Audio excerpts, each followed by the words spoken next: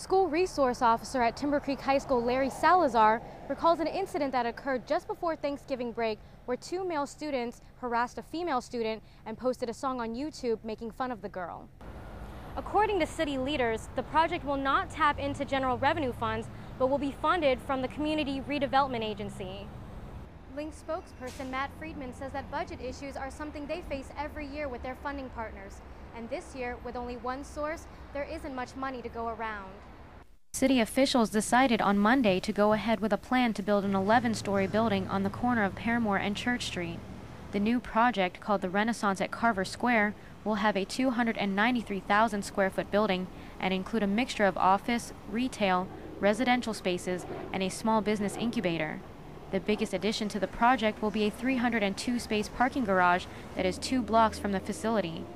District 3 Commissioner Robert F. Stewart thinks the project will have a positive impact on the community. We ought to have projects that clearly have, if you do incentives, they ought to have public purpose. We've seen that public purpose in parking in the Carver Theater and in the work of the incubator. That's a good thing. Lee Garner works on Paramore and thinks the plan will be beneficial for the area. This area needs to be generated in such because it's been so low for so long, you know, as far as the economic value of the place, that it will actually help business. According to city leaders, the project will not tap into general revenue funds, but will be funded from the Community Redevelopment Agency. City officials say the project is expected to bring more than 350 jobs to the area. In Orlando, Larnna, Phokakul, UCF Knightly News. Link's headquarters held a public meeting Tuesday to hear feedback from those who are affected by the recent plans to change bus routes and fares. Link says it is experiencing a $6.3 million shortfall for the 2009 fiscal year. Because of the budget crisis, the transportation company is looking to possibly eliminate 8 of their 69 bus routes. Lynx is also looking at increasing fares by 25 cents and cutting bus service after 7 p.m. Francie Hyde is a Lynx commuter who has already felt the effects of the changes. She uses a wheelchair, and the new route she needs to take is not on a wheelchair-friendly street. We go across 1792 at Webster, and that is extremely dangerous. There's all kind of traffic there. And there's already been 2 ladies who have been killed there, and I don't want to be the third.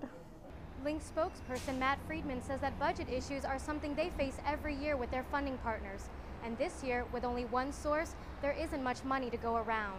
We have to go hat in hand and ask our funding partners, hey, look, this is what it's going to cost to fund this particular service. What do you want to fund? What don't you want to fund? For now, routes will stay the same until December 7th.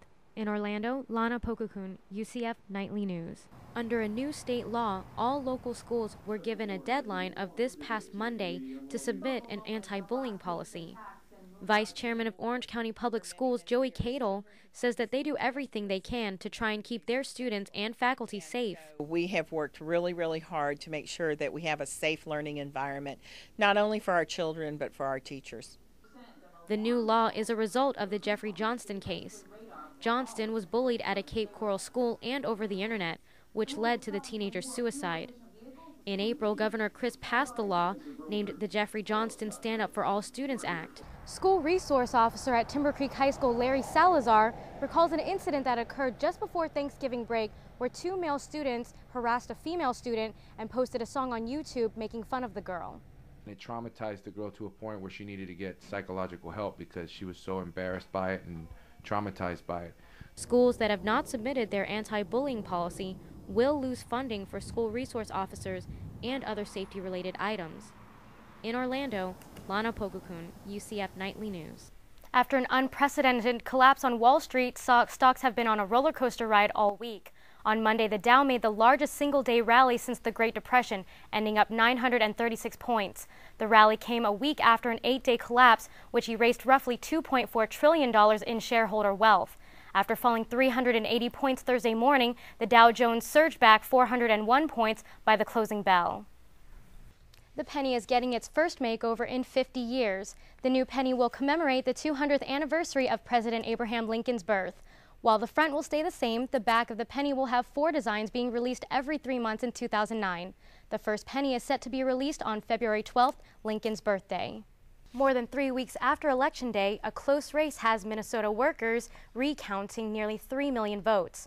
Former Saturday Night Live comedian Al Franken, now running for the Minnesota Democratic Senate ticket, is in a tight race against Republican incumbent Norm Coleman. Meanwhile, Republican Senator from Alaska Ted Stevens conceded his Senate race earlier this week following a recount.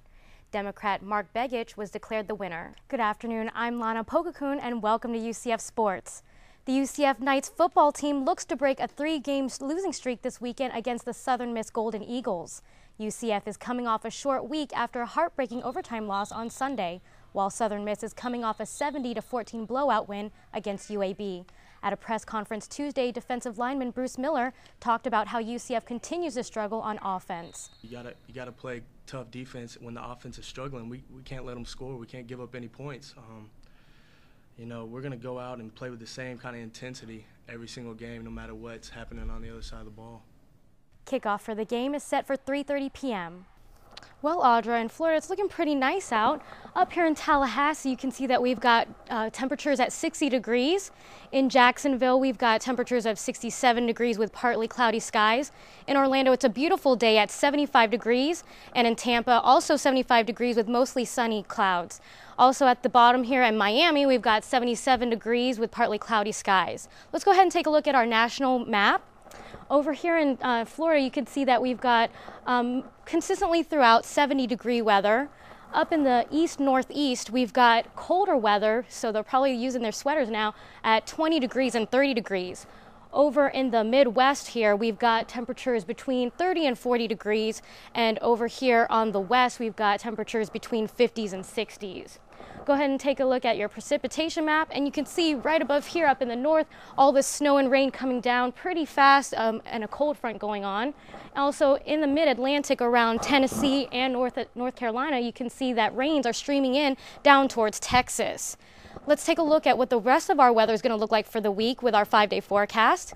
On Saturday, we've got a high of 74 degrees and a low of 53 degrees with 10% chance of rain. On Sunday, it's looking really sunny, so be sure to get out there and have some fun outside with a high of 69 degrees and a low of 46 degrees, no chance of rain. On Monday, we've got a high of 73 degrees with a low of 58 degrees, a 10% chance of rain. On Tuesday, a high of 79 degrees and a low of 61 degrees with a 10% chance of rain. And on Wednesday, make sure you bring out your umbrellas because it looks like we're going to have some scattered thunderstorms with a high of 74 degrees and a low of 48 degrees with a 40% chance of rain. That's all the weather I have for you now. Back to you and Audra Jess at the desk.